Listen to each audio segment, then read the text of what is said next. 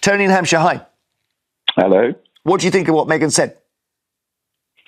Well, I think it's based on fact, and I think that before any criticism of her and to tell her, get off social media, ignore it. I mean, let's remember that she already had a social media presence way before she was part of the royal family, which was used for actually, I think, a lot of positivity, women's rights, and all that kind of stuff. So she was already established on social media. And I think that what's happened to her. I mean, I think of what happened to Caroline Flack and how she had about 3 weeks of abuse, which caused her to commit suicide. Yeah. And Meghan's kind of had to hold her nerve for years now, unfairly. And it's so much of it has emanated from what the palace and the institution had set up. All right. I mean, I suppose, yes, although she took on the palace establishment, and I know Paula's going to disagree with me now, she basically accused them of racism through an interview which her husband corroborated without really any evidence at all. I am going to correct you. You'll be surprised to hear that racists don't walk around with racist tattooed on their forehead. That's not to say that she was wrong. She might be. She said they were talking about the skin colour of their baby and thinking okay, is that not allowed? So it's all about context. And this is the problem with proving racism. When you're in a situation where somebody says, Gitto and Paula are finally having a beloved child. How wonderful. Yeah, and we've discussed whether it's going to have blue eyes or brown hair. Isn't that fantastic? Or you're in a room where you walk in and there's stony faces and somebody in the background says, yeah, I wonder what it's going to look like. I hope it's light-skinned. Context, Jeremy, context. Can I just say, John's absolutely right. I'm really disappointed in the institution that is the royal family in allowing this industry to thrive. They could have put a stop to this and they've chosen not to. Yeah, you know what? It all started, I think, when they had the wedding, Harry and Meghan, and it was such a great success.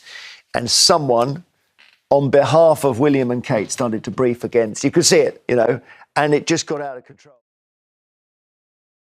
Today, we need to talk about something that I honestly believe confirms what so many of us have been saying for years.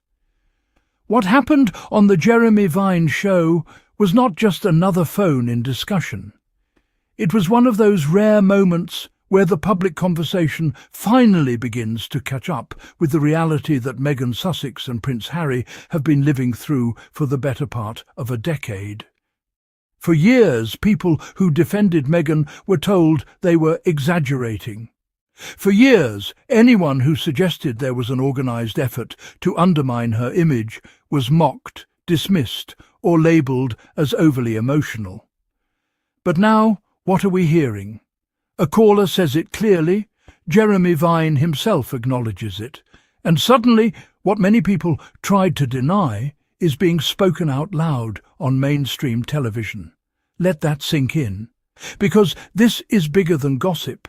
This is bigger than royal drama. This is about a woman who walked into one of the most powerful institutions in the world and was, in the eyes of many, deliberately positioned as a target. The caller said something that really stood out to me. So much of it emanated from what the palace and institution had set up.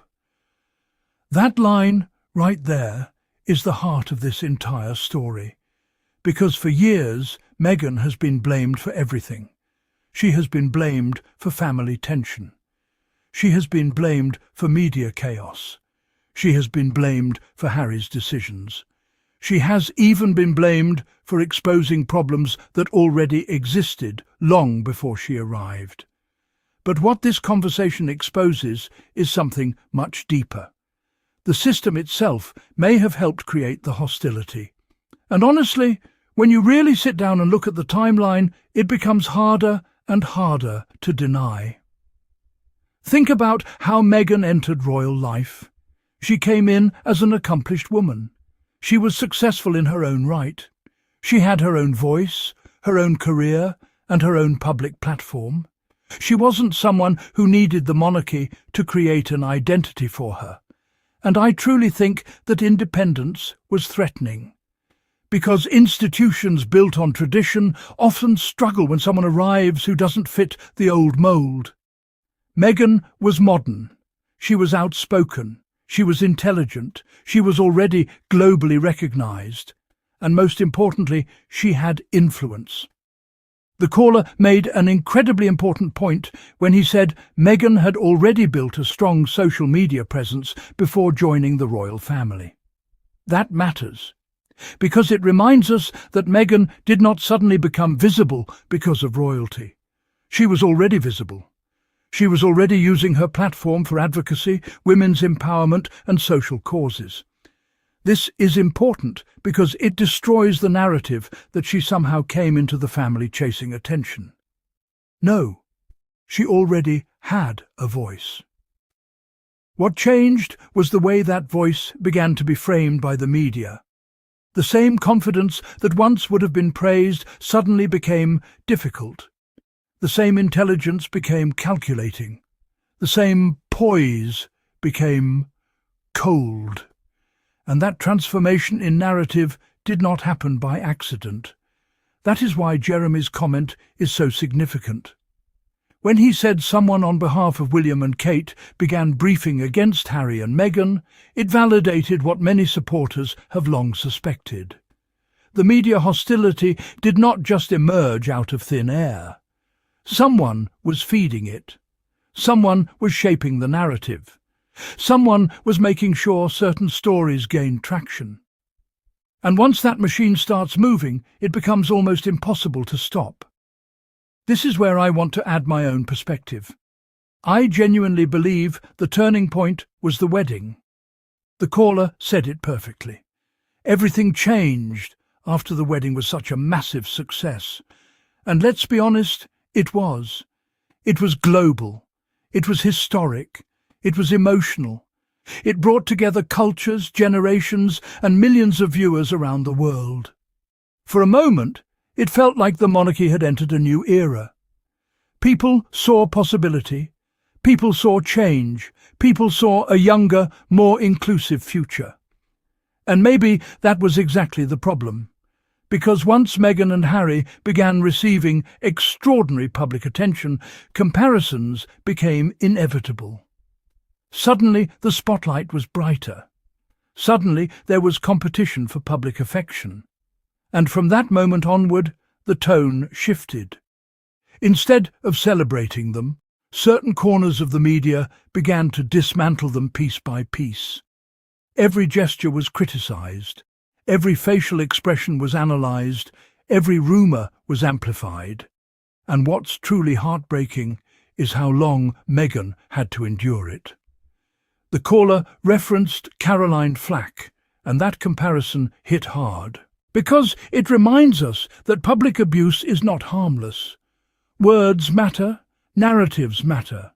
Constant character assassination has consequences. When someone is attacked day after day, year after year, it takes a toll, mentally, emotionally, spiritually. And yet, Meghan was expected to remain silent. She was expected to smile through it. She was expected to simply ignore social media. But let's be real. How do you ignore a global campaign against your character? How do you ignore headlines that question your intentions, your motives, your family, and even your motherhood? You don't. You survive it. And that is what Meghan did. She survived it. That is why I have so much respect for both Meghan and Harry. Because despite the enormous pressure, they chose each other. Harry especially deserves credit here, because he saw what was happening. He had lived through a media machine before. He had watched what relentless press intrusion did to his mother. And I truly believe that history shaped every decision he made. When Harry chose to protect Meghan and his family, that was not betrayal. That was instinct. That was love. That was a man refusing to let history repeat itself. And this is something critics often refuse to acknowledge. Harry did not randomly wake up one day and decide to step away. These decisions come from prolonged pressure. from repeated betrayals, from watching the woman you love become the subject of endless attacks. And when the institution fails to intervene, silence becomes its own statement. That is another powerful point raised in the call. The royal family could have stopped this. They had influence, they had power, they had access. If they wanted to shut down false narratives, they could have. If they wanted to strongly defend Meghan, they could have. But instead, the hostility was allowed to grow. And that silence spoke volumes. Because silence from powerful institutions often protects the aggressor, not the victim. This is why today's discussion matters so much. It is not just a conversation about Meghan. It is a conversation about systems, about power, about how institutions preserve themselves. And sometimes that preservation comes at the expense of individuals. In this case, many believe that individual was Meghan. I also want to touch on the issue of racism that was mentioned. Jeremy said something important. Racism does not always come with obvious signs. That is absolutely true. Context matters, tone matters, intent matters. People often demand proof in ways that ignore how subtle prejudice actually operates. Sometimes it is not what is said, it is how it is said. Sometimes it is not the words alone, it is the environment surrounding them. That is why Meghan's lived experience should not be so easily dismissed. You do not need a headline that explicitly says something hateful for a person to feel marginalized. Experience is valid. Perception is valid. And when someone repeatedly says they felt unsupported, unheard, and targeted, we should listen. What today's conversation really showed is that public perception is changing. People are starting to question the story they were sold. People are beginning to revisit how Meghan was portrayed. People are asking whether the media treatment was fair. And most importantly, people are starting to recognize the role institutions may have played in shaping it. For me, this moment on Jeremy Vine felt like a crack in the wall of silence, the wall of carefully controlled narratives, the wall that has protected certain versions of events for years.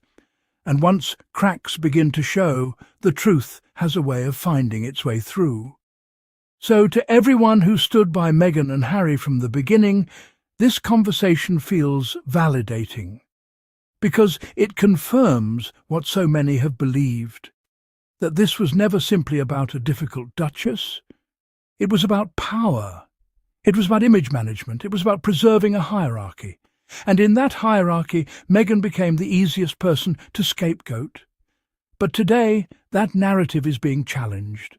And I think that matters, because history often looks very different once the truth begins to surface.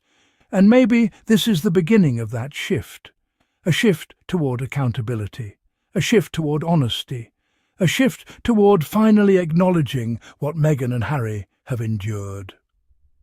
Let me know in the comments what you think, because after hearing Jeremy Vine and the caller speak so openly, I genuinely believe more people are starting to wake up to what really happened.